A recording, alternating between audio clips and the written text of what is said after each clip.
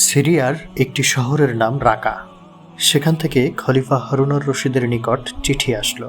চিঠিতে লেখা ছিল, শহরের বিচারক 1 মাস যাবৎ অসুস্থ, বিচার কার্য স্থগিত হয়ে আছে। খলিফা যেন দ্রুত ব্যবস্থা করেন। খলিফা চিঠির জবাব পাঠালেন, আগামী সপ্তাহের মধ্যে নতুন বিচারক আসবেন। 1 সপ্তাহের মধ্যে নতুন বিচারক এসে যোগ দিলেন। বিচার কাজ শুরু হলো। স্থানীয় প্রহরীরা একজন বৃদ্ধা মহিলাকে আসামি হিসেবে দরবারে হাজির করলেন। তার অপরাধ ছিল, তিনি শহরের এক রেস্তোরাঁ থেকে কিছু রুটি আর একটু মধু চুরি করার সময় হাতে নাতে ধরা পড়েন। বিচারক বললেন, আপনি চুরি করেছেন? জি। আপনি কি জানেন চুরি করা কত বড় অপরাধ? জি। জেনেও কেন চুরি করলেন? কারণ আমি গত 1 সপ্তাহ যাবৎ অনাহারে ছিলাম। আমার সাথে এতিম 2 নাতি না খেয়েছিল।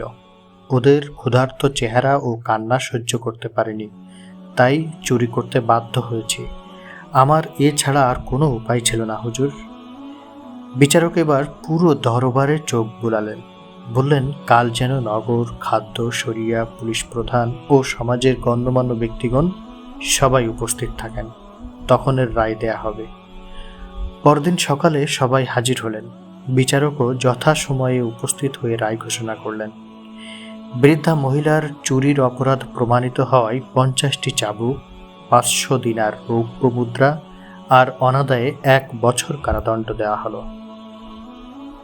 বিচারক প্রহরীকে চাবুক আনার নির্দেশ দিয়ে নিচে নেমে ওই বৃদ্ধা মহিলার পাশাপাশি দাঁড়ালেন।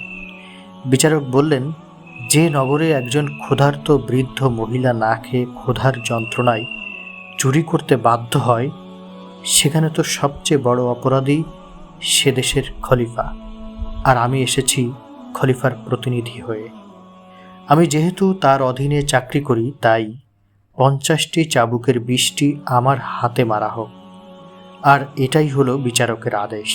আদেশ যেন পালন করা হয় এবং বিচারক হিসেবে আমার উপর চাবুক মারতে কোনো রকম করুণা বা দয়া দেখানো না হয়। বিচারক হাত বাড়িয়ে দিলেন। 2 হাতে পরপর 20টি চাবুক মারা হলো। চাবুকের আঘাতের ফলে হাত থেকে রক্ত গড়িয়ে পড়ছে। ওই অবস্থায় বিচারক পকেট থেকে একটি রুমাল বের করলেন। কেউ একজন বিচারকের হাত বাঁধার জন্য এগিয়ে গেলে বিচারক নিষেধ করলেন। এরপর বিচারক বললেন, যে শহরে নগর প্রধান, খাদ্য গুদাম প্রধান এবং অন্যান্য সমাজ হিতৈষীরা একজন অভাবগ্রস্ত মহিলার ভরণ পোষণ করতে পারেন না, সেই নগরে তারাও অপরাধী। তাই বাকি 30টি চাবুক সমানভাবে তাদেরকে মারা হোক। এরপর বিচারক নিজ পকেট থেকে বের করা রুমালের উপর 50টি রৌপ্য মুদ্রা রাখলেন।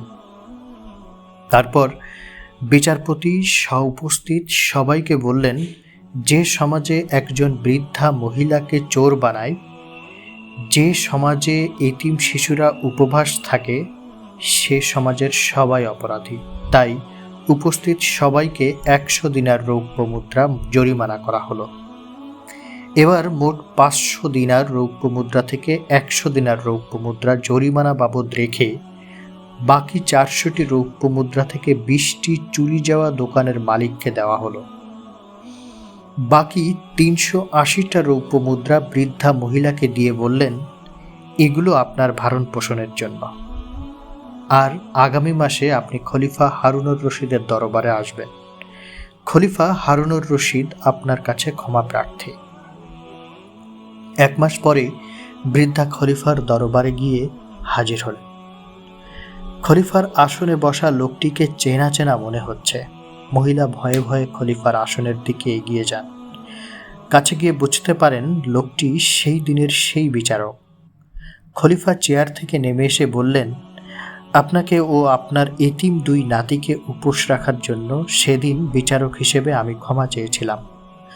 আজ দরবারে ডেকে এনেছি প্রজা অধিকার সমুন্নত করতে না পারায় অধম এই খলিফাকে ক্ষমা করে দেওয়ার জন্য।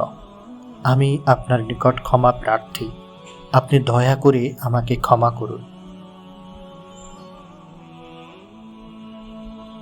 আল্লাহ